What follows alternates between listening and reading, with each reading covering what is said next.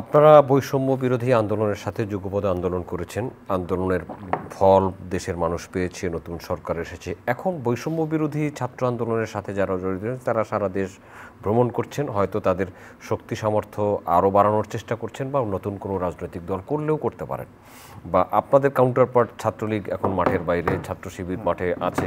আপনারা কি করছেন? আমরা এই এক মাসে বিগত 5 আগস্টের পর ধরেন এক মাসের অন্তর্বর্তী সরকার গঠন হওয়ার পর থেকে ছাত্রদলের অনেক দাবি রয়েছে, অনেক বিষয় রয়েছে। আমাদের অনেক নেতাকর্মীকে হত্যা করা হয়েছে, বিগত 15.5 বছরে গুম খুন করা হয়েছে।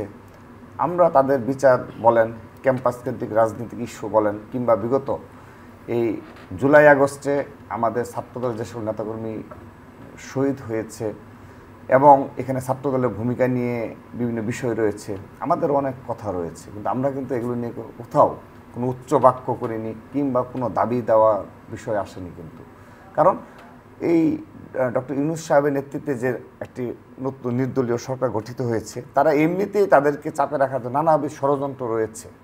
তো এখন এই বৈষম্য বিরুদ্ধে আন্দোলনের ব্যানারে কিন্তু ছাত্রদল আমরা সারা এই পুরো আন্দোলনে অংশগ্রহণ করেছি।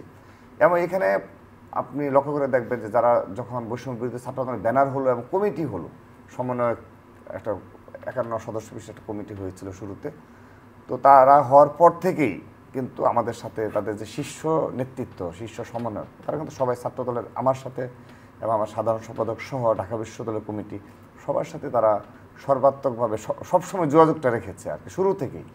এবং তারা আমাদের কাছ থেকে যখন যে ধরনের সহযোগিতা চেয়েছে, কারণ তৎকালীন সময় তো সেই ধরনের হিংস্র পুলিশ বাহিনী ছিল, ছাত্রলীগ ছিল, এবং ক্যাম্পাসগুলোতে ছাত্রলীগ সেই ধরনের দখলদারিত্বই ছিল। তো ডে বাই ডে সেগুলোর আমরা নিয়ন্ত্রণে নিয়ে এসেছি। তো আমাদের কাছ থেকে বৈষম্য বিরোধী ছাত্র আন্দোলন যে ধরনের সহযোগিতা চেয়েছে, আমরা সবসময় সেই আপনার জুলাই এবং আগস্টে শেষ দিন পর্যন্ত আমরা সেই সহযোগিতা করেছি। সম্মানিত দর্শক, থাকুন আমাদের সাথে, আমরা আছি চ্যানেল আইয়ের অনলাইন প্ল্যাটফর্মে। এখন আপনারা কি করছেন? আপনাদের সাংগঠনিক কর্মসূচি কি? এখন আমাদের সাংগঠনিক কর্মসূচি হলো, আমরা এই একটি মাস যেহেতু ছাত্রলীগ এই ঢাকা বিশ্ববিদ্যালয় সহ বাংলাদেশের সকল শিক্ষা প্রতিষ্ঠানে ছাত্রলীগ যে ধরনের 15.5 বছরের ছাত্র রাজনীতির নামে যে ধরনের নৃশংসতা, হত্যাযোগ্য, এবং আপনি যদি মনে করেন যে নারীদের ধর্ষণ সহ এমন কোনো অপকর্ম নেই যে ছাত্রলীগ করেনি।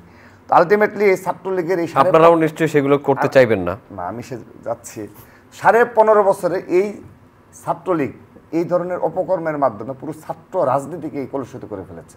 এবং এই যে যারা এই তরুণ প্রজন্ম, এরা এই ছাত্রলীগের 15.5 বছর অত্যাচার নির্যাতন দেখে ভাবে যে এটাই মনে হয় ছাত্র রাজনীতি, কিন্তু এটি ছাত্র রাজনীতি না, এটি ছাত্রলীগের আওয়ামী লীগের ফেসিস্ট চরিত্রের একটা বহিঃপ্রকাশ।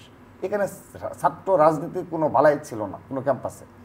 তো সেই কারণে জেনারেল স্টুডেন্টরা যেন আমাদের এই ছাত্রদলের প্রতি সামান্যতম যেন এই যেন কোনো অভিযোগ অনুযোগ যেন না থাকে, আমরা খুবই ধীরস্থিরভাবে আমরা ক্যাম্পাসগুলোতে অবস্থান গ্রহণ করছি। এবং আমাদের যারা রানিং স্টুডেন্ট রয়েছে তারা হলগুলোতে খুব সহনশীলভাবে চলাফেরা, এবং আমরা ব্যক্তিগতভাবে ক্যাম্পাসগুলোতে একেবারে একদম নতুন ধারার রাজনীতির সূচনা করছি আমরা ইনশাআল্লাহ। এবং সেটি আমরা দৃশ্যমান করেছি। আমরা কোনো ক্যাম্পাস, কোনো শোডাউনে কোনো রাজনীতি থাকবে না, কোনো হল দখলে রাজনীতি করবে না ছাত্রদল, এবং কোনো রুম দখলে রাজনীতি বাংলাদেশে আর থাকবে না, এবং কোনো ক্যাম্পাস দখলে কোনো রাজনীতি থাকবে না। আমাদের কোনো টেন্ডেন্সি নেই যে ছাত্রদল বিশাল শোডাউন দিয়ে ক্যাম্পাস দখল নিয়ে নেবে। এই ধরনের রাজনীতি থেকে এই রাজনীতি কবর রচনা করেছি আমরা। এই ধরনের কোনো রাজনীতি আর হবে না। প্রতিদিন এমন ছোট ছোট মুহূর্তগুলো তৈরি করে জীবনের গল্প। হাতিল, লিভ অ্যান্ড রিলিভ।